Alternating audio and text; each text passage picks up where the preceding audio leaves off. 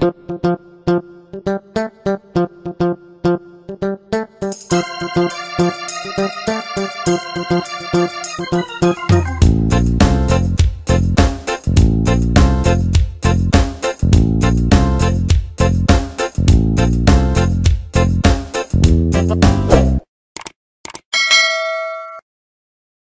roches terrigènes. Les accumulations de terrigènes sont de montagnes, roches formées à la suite du mouvement et de la répartition des débris, particules mécaniques de minéraux qui se sont effondrés sous l'action constante du vent, de l'eau, de la glace, des vagues. En d'autres termes, il s'agit de produits de désintégration des chaînes de montagnes existantes, qui, du fait de leur destruction, ont été soumis à des facteurs chimiques et mécaniques, puis se sont retrouvés dans un bassin transformé en roche solide. Les roches terrigènes représentent 20% de l'ensemble accumulation sédimentaire sur la Terre, dont la localisation est également diverse et atteint jusqu'à 10 km de profondeur dans la croûte terrestre.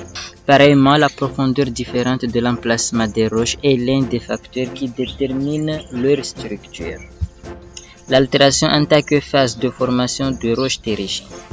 La première et principale étape de la formation de détritiques, les roches sont la destruction. En même temps, des matériaux sédimentaires apparaissent à la suite de la destruction de roches d'origine magmatique, sédimentaire et métamorphique dénudées à la surface. Premièrement, les massifs montagneux sont soumis à des influences mécaniques telles que des fissures, des écrasements. Vient ensuite un processus chimique qui est la transformation, grâce auquel les roches sont transférées dans d'autres états.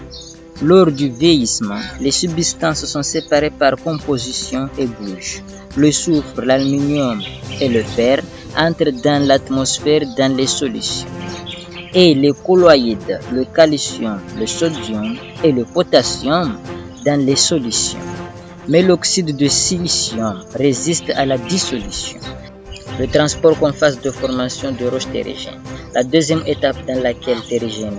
Les roches sédimentaires consistent à un transfert du matériau sédimentaire mobile formé par l'altération du vent, de l'eau ou des glaciers. Le principal transporteur de particules est l'eau. Après avoir absorbé l'énergie solaire, le liquide s'évapore en se déplaçant dans l'atmosphère et tombe sous forme liquide ou solide sur la terre ferme, formant des rivières qui transportent des substances dans divers états. Quantité et masse des fragments transportés dépend de l'énergie, de la vitesse et des volumes d'eau courante. Si rapide, le sable transporte du sable fin, du gravier et parfois des cailloux. Des particules en suspension transportent à leur tour des particules d'argile. Les glaciers, les rivières de montagne et les coulées de boue sont transportés par la masse de roches principale dont la taille atteint 10 cm. La troisième étape, la sédimentogénèse. La sédimentogénèse est une accumulation des formations sédimentaires transportées dans lesquelles les particules transférées sont transférées d'un état mobile à un état statique. Lorsque cela se produit, différenciation chimique et mécanique des substances. Dans le premier cas, il se produit une séparation des particules transférées dans des solutions ou des colloïdes dans la piscine. En fonction du remplacement de l'environnement oxydant par la réduction et la modification de la salinité du bassin lui-même, en raison de la différenciation mécanique, les fragments sont séparés par leur masse, leur taille et même par la méthode et la vitesse de leur transport. Ainsi, les particules transférées se déposent de manière homogène et nette en fonction du zonage au fond du bassin. Exemple, des roches et des cailloux sont déposés dans l'embouchure des rivières et des contreforts montagnes. Sur le rivage, il reste du gravier loin de la rivière. Le sable, qui est une fraction fine, et la capacité de se déplacer sur de longues distances tout en occupant une surface plus grande que les galets. S'étend la fine allurite, souvent précipitée avec de l'argile. La quatrième étape de la formation est la diagénèse. La diagénèse est la conversion des sédiments accumulés en pierres solides. Les substances déposées au fond de la piscine préalablement transportées durcissent ou se transforment simplement en roche. En outre, divers composants s'accumulent dans les sédiments naturels, lesquels forment des liaisons instables et des équilibres chimiques et dynamiques de sorte que les composants commencent à réagir les uns avec les autres. Aussi, dans les sédiments s'accumulent écrasées des particules d'oxyde de sodium stable qui se retrouvent dans le feldspath, les sédiments organiques et l'argile fine qui forment un réducteur qui, en descendant de 2 à 3 cm, peuvent modifier l'environnement oxydant de la surface. La dernière étape, l'émergence de roches clastiques. La diagénèse est suivie d'une catagénèse. C'est le processus à laquelle se produit la métamorphisation des roches formées. En raison de l'accumulation croissante de précipitations, la pierre subit une transition vers une phase de température et de pression plus élevée. Les effets à long terme de cette phase de température et de pression contribuent à la formation ultérieure et finale de roches qui peut durer de 10 à 1 milliard d'années. À ce stade, à une température de 200 degrés Celsius, on assiste à une redistribution des minéraux et à la formation en masse de nouvelles substances minérales. C'est ainsi que sont créées les roches terrigènes, dont des exemples se trouvent aux quatre coins du globe. Quelles sont les relations entre roches terrigènes et roches carbonatées? La réponse est simple. La composition en carbonate comprend souvent des massifs terrigènes, détritiques et argileux. Les principaux minéraux des roches sédimentaires carbonatées sont la dolomie et la calcite.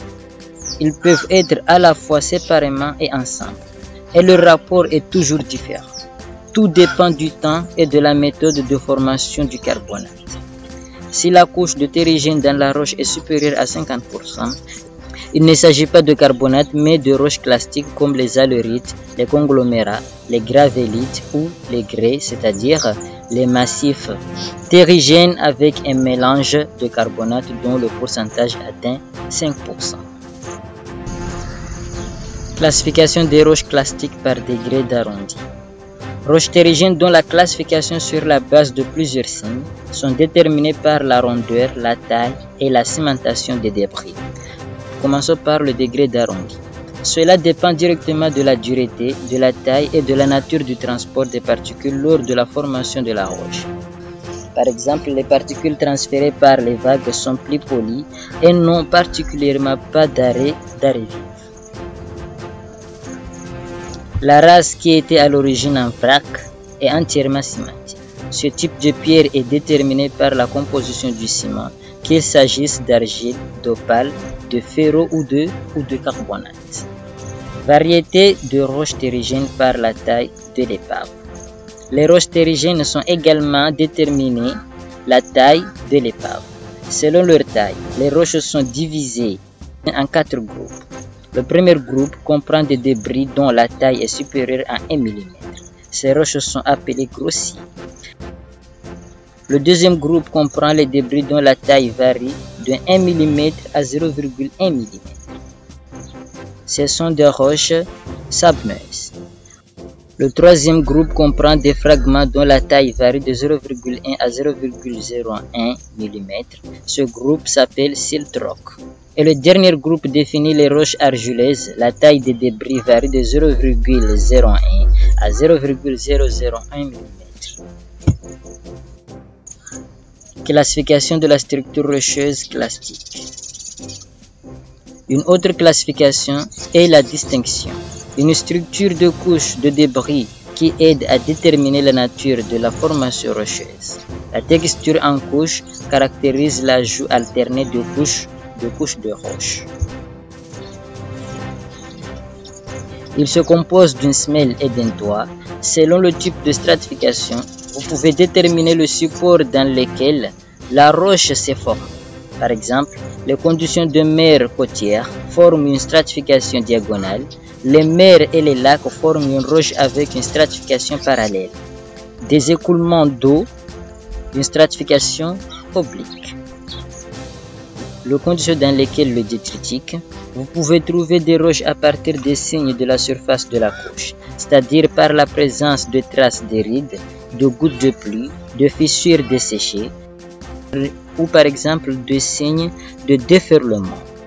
La structure poreuse de la pierre suggère que les débris ont été formés par suite d'effets volcanogènes, terrigènes, organogènes ou hypergènes. La structure massive peut être déterminée par des roches d'origine différentes. Variété de composition de races. Les roches terrigènes sont divisées en polymictiques ou polyminérales et monomicrotiques ou monominéraliques. Les premières à leur tour sont déterminées par la composition de plusieurs minéraux. Ils sont également appelés mélanges. Ces dernières déterminent la composition d'un seul minéral, c'est-à-dire roche de quartz ou de feldspathe.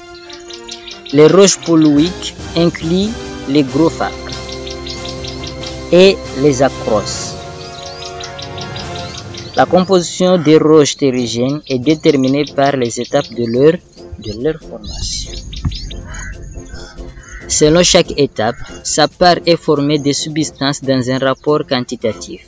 Lorsqu'elles sont découvertes, les roches sédimentaires terrigènes sont capables de dire à quel moment, de quelle manière les substances se sont déplacées dans l'espace, comment elles se sont réparties au fond du bassin, quels organismes vivants et à quel stade ils ont pris part à la formation, ainsi que dans quelles conditions les roches terrigènes formées atteint situées.